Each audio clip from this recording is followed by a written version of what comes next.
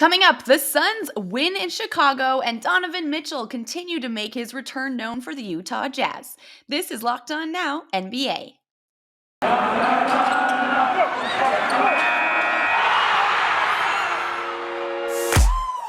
The biggest games, the best performances, expert analysis. You are Locked On Now.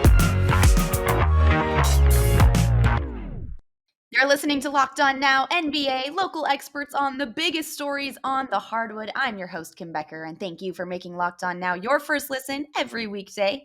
Our Locked On NBA hosts are here to help break down everything from the night in basketball. The Phoenix Suns barely escaped Chicago with a road win over the Bulls in last night's biggest game. The biggest game. The Bulls only lost to the Suns by 3 last night, but the game was not as close as the score indicated. Our Locked On Bulls goes over how the Suns took care of Chicago Monday to stay on top with the best record in the league.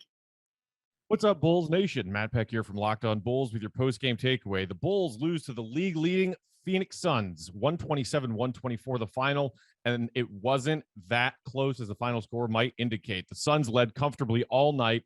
DeMar DeRozan did lead a little Bulls comeback to start the fourth quarter. The Bulls got as close as 9, but then really the Suns responded, and this game was over. The Bulls went on a meaningless 9-0 run in the final minute after both coaches had emptied their benches. The Suns won this game thanks to Devin Booker and Chris Paul picking apart this shorthanded Bulls defense. Booker was red hot out of the gate, and the Suns as a team shot 54.5% from the field tonight, and they had 102 points through the first 36 minutes. This ball game was not as close as the final score might indicate. Bulls need to bounce back in a big way and get some wins before the All-Star break. Really missed Caruso and Lonzo Ball tonight. For a full breakdown of this loss to the Suns, check out our Tuesday episode of Locked On Bulls with me and my guy, Big Dave. Locked On Bulls, your team every day. The Toronto Raptors have won 6 in a row and put themselves firmly in position as buyers at the upcoming trade deadline after beating the Hornets on Monday. Pascal Siakam has been on the hot streak and didn't slow down last night, as our Locked On Raptors has more from Toronto's win over the Hornets. Make it 6. Sean Whitley here from Locked On Raptors to break down the Toronto Raptors 116-101 win over the Charlotte Hornets down in Charlotte on Monday night. A win that pushes the Raptors to 29-23, a half game up on the Brooklyn Nets for the 6th seed in the Eastern Conference. It's their 6th win in a row and their 7th of 8. And this 8-game stretch did not come against no slouches. They beat the Hornets twice. They beat the Bulls once. They beat the Hawks and the Heat both twice as well. And now they're very much looking in good shape heading into the deadline this week. There's lots of noise that Goran Dragic could be out there as a potential trade chip to add to this team. And boy, oh boy, does this team deserve it. And in particular, the key guy to talk about in this one is Pascal Siakam, who was just named today the Eastern Conference Player of the Week for last week and came out with 24 points, 11 boards, and 8 assists in this one. And he was not chosen today. The man he beat in this game, LaMelo Ball, was chosen as the replacement for Kevin Durant at the All-Star game.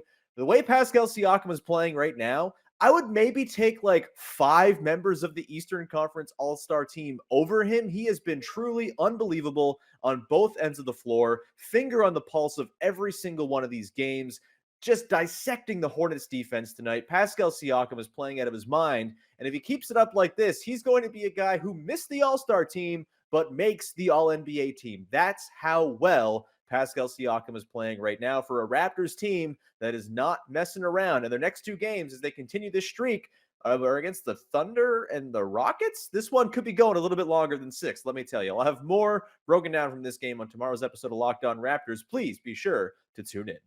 The Miami Heat let the Washington Wizards hang around for the first half in D.C., but got down to business after the intermission and blew the Wizards out to the tune of a 21-point win. Locked On Heat reports post-game after the blowout. The Miami Heat blew out the Washington Wizards on Monday night, 121-100, thanks to a big third-quarter run and an impressive performance by Bam Adebayo and others. I'm Wes Goldberg of Locked On Heat. The Heat led wire-to-wire Monday, and it looked like they were going to cruise to a win, but the Wizards cut a 20-point lead to 7 in the third quarter. The Heat answered by going on its own 21-1 run and outscoring the Wizards 31-17 in the third. They'd end up leading by as many as 35 points at the beginning of the fourth quarter. A big reason Miami was able to pull away, Bam Adebayo, who scored 12 of his 21 points in the third to break the game open.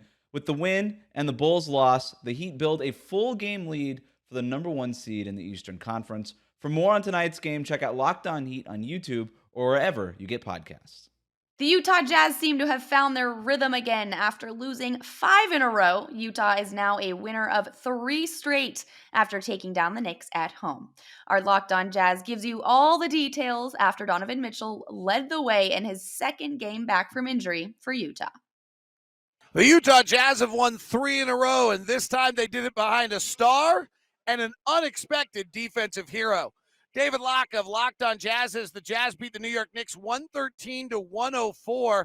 Donovan Mitchell was back and dominating against his hometown team as Donovan finished with 32 points, 7 rebounds, 6 assists, 4 steals, and was absolutely marvelous throughout the game, taking over with 12 points in the second quarter and then late in the game making all the big plays.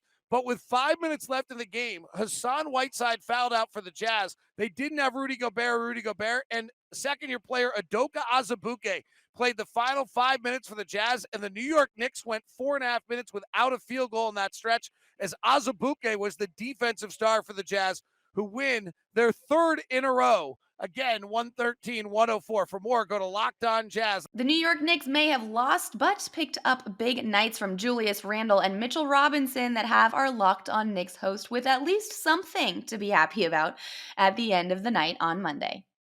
Hey, what's up, guys? This is Gavin Shaw of the Locked On Knicks podcast following a 113-104 loss for the New York Knicks to the Utah Jazz.